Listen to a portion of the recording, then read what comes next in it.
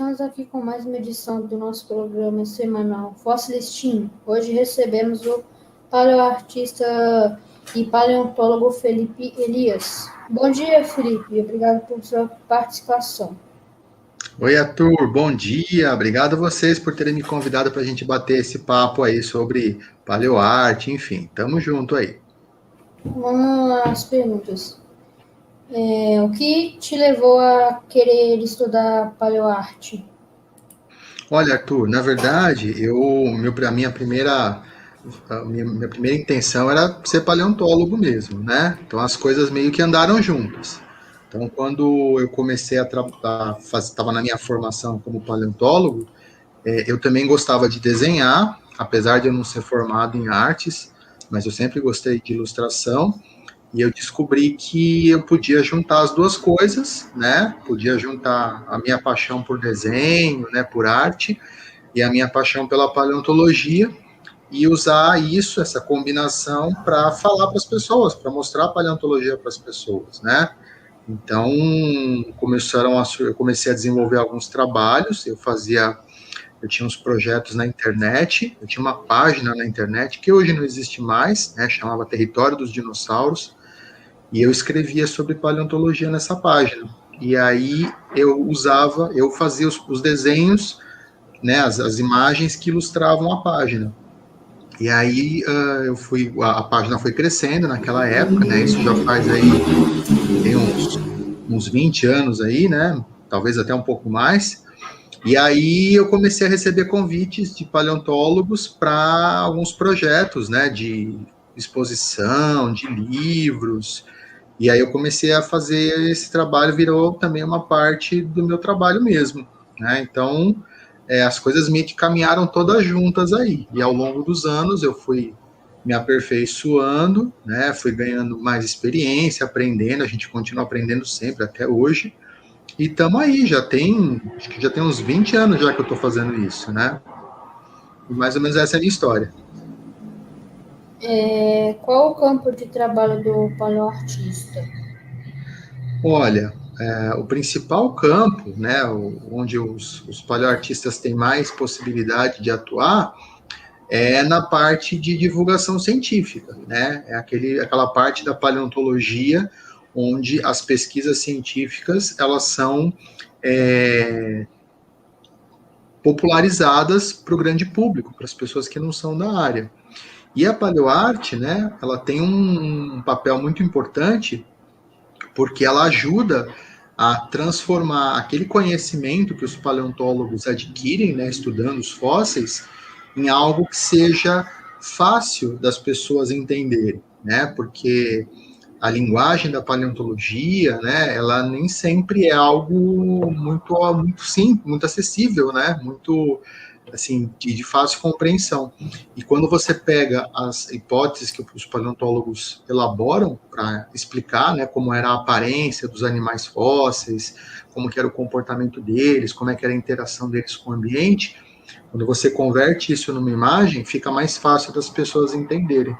Então, o principal segmento aí, o principal campo que os paleoartistas têm para atuar em projetos que envolvem divulgação científica. Então, projetos, por exemplo, de publicações de livros, projetos de exposição, que demandam bastante o trabalho dos paleoartistas.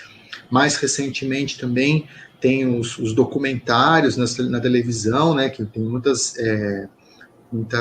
redes, principalmente as internacionais, né, que produzem aí documentários sobre paleontologia, também contratam o trabalho dos paleoartistas para poder dar vida àqueles organismos, né, aqueles grupos fósseis.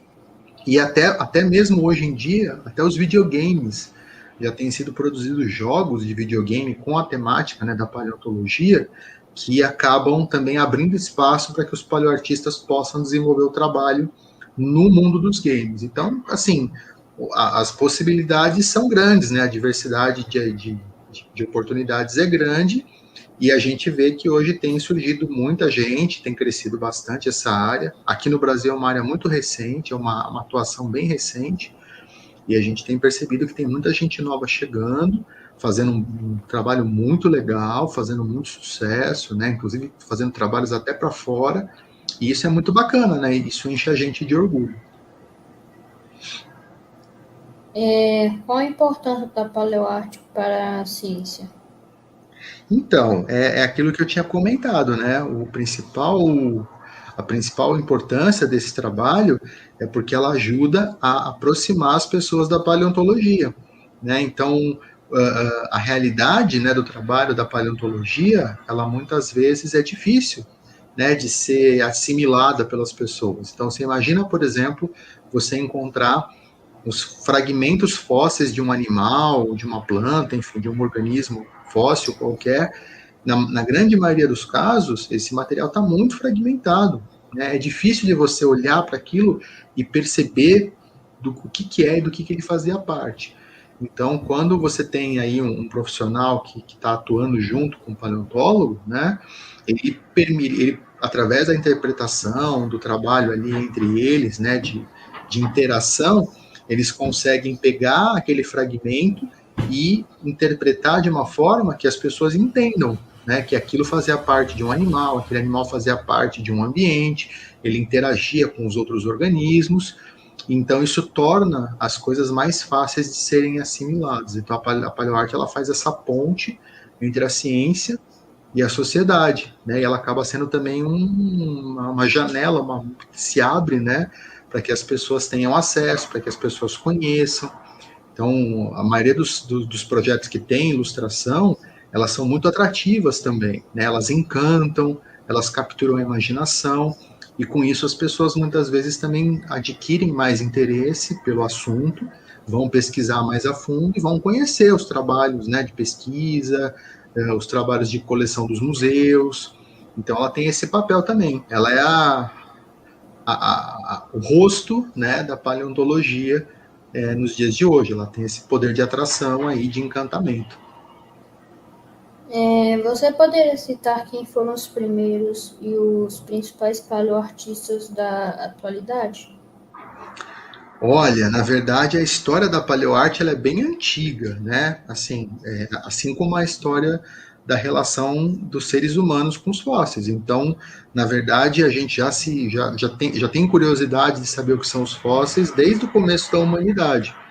E muitas vezes os fósseis, né, eles também despertavam a curiosidade das pessoas, e haviam pessoas que se dedicavam a criar imagens que tentavam dar forma àquelas interpretações. Então, por exemplo, lá no passado, muitas pessoas achavam que fósseis de animais pré-históricos faziam parte de dragões, de monstros da mitologia, e haviam artistas que criavam, né, a imagem desses seres.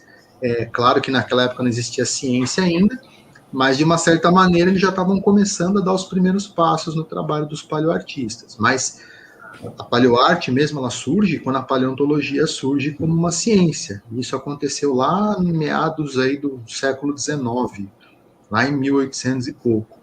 Então, nós tivemos várias pessoas, vários nomes importantes, alguns deles eram também paleontólogos, e eles já começavam, eles perceberam logo de cara que era importante usar a imagem para se comunicar, para transmitir as ideias deles, né? Então tem, por exemplo, pessoas como Georges Cuvier, que é considerado o pai da paleontologia.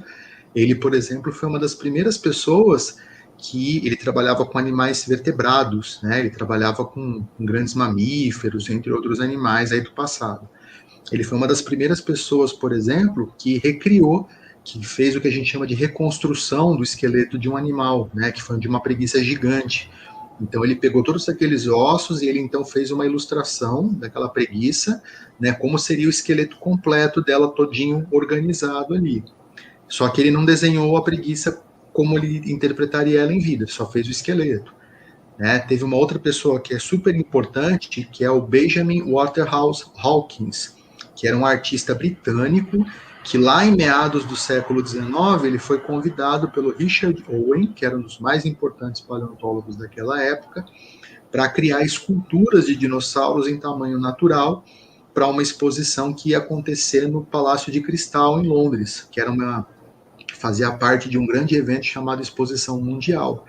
E pela primeira vez, um artista esculpiu em tamanho natural, né, dinossauros como se imaginava que eles eram na época. E aí vieram outros nomes. Depois disso, né, foi uma das primeiras iniciativas assim de grande importância de divulgação de paleontologia, e foi justamente, teve o tema dinossauros, né?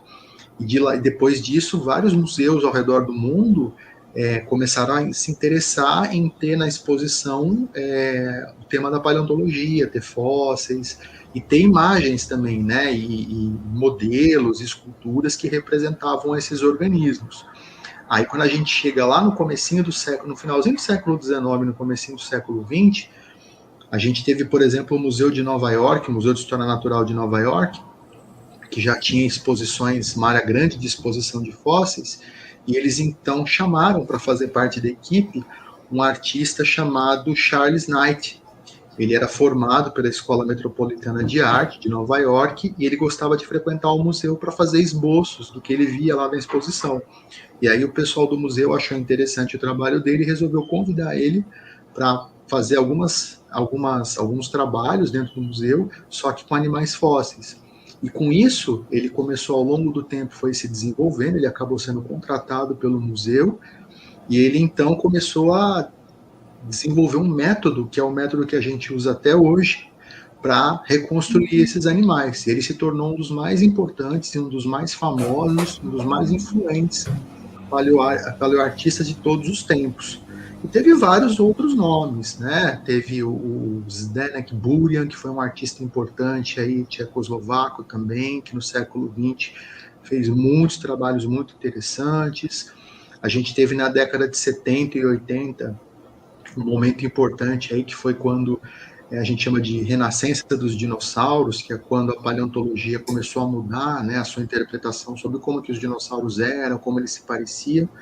E aí várias pessoas surgiram, vários paleoartistas importantes apareceram nessa época.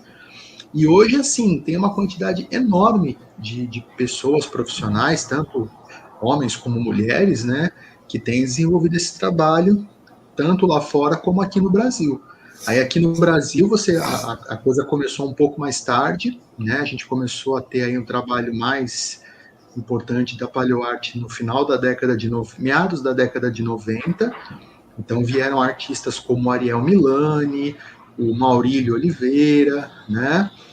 O Pepe, que é o Deverson Silva, são alguns desses primeiros paleoartistas que começaram a atuar no Brasil, né? Depois eu também comecei mais ou menos um pouco depois, teve o Rodolfo Nogueira, que é um artista muito conhecido, inclusive fora do país, e hoje a quantidade de pessoas trabalhando com paleoarte, né, no Brasil é bastante grande já, tem pessoas aí em todos os estados, em todas as regiões, fazendo trabalhos muito legais.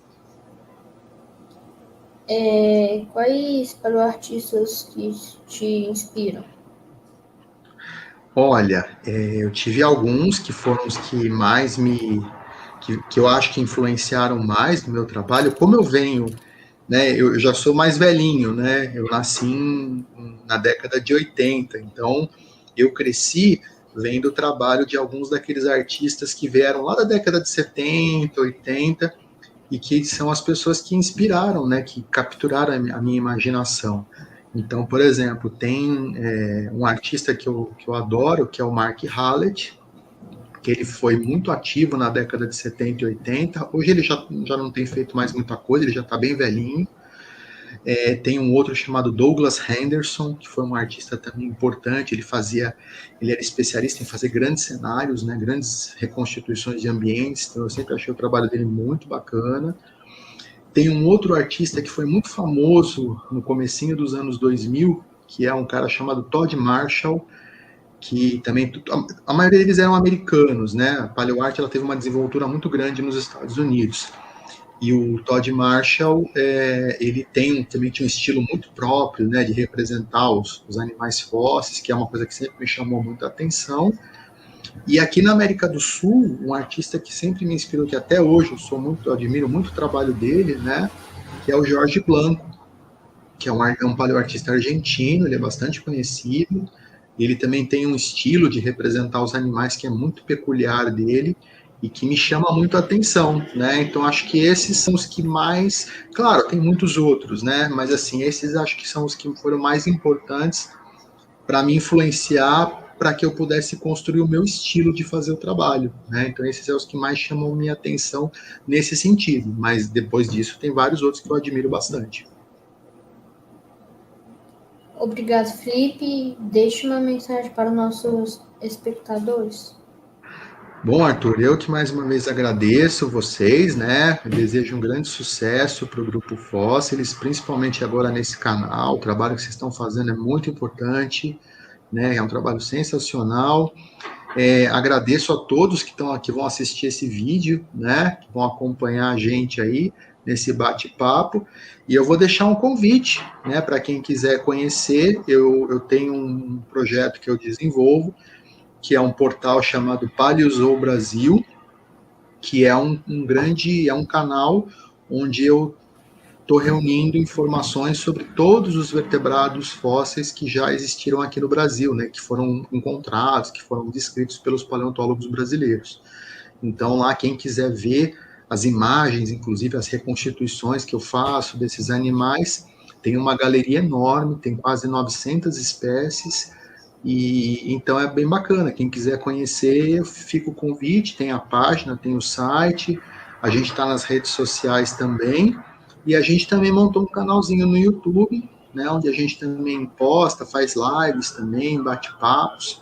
Então, para quem quiser conhecer, né, fica aí a dica, procurem lá Paleozool Brasil, que é facinho de encontrar o nosso portal. E mais uma vez, muito obrigado, né, e estamos aí para o que vocês precisarem. Uma boa sorte para todos. O programa de hoje encerra por aqui. Deixe o like, se inscreva no nosso canal e ajude em seu crescimento. Até a próxima. Bom dia. Isso aí, pessoal. Tchau, tchau. Bom dia. Curtam aí a página do Fósseis.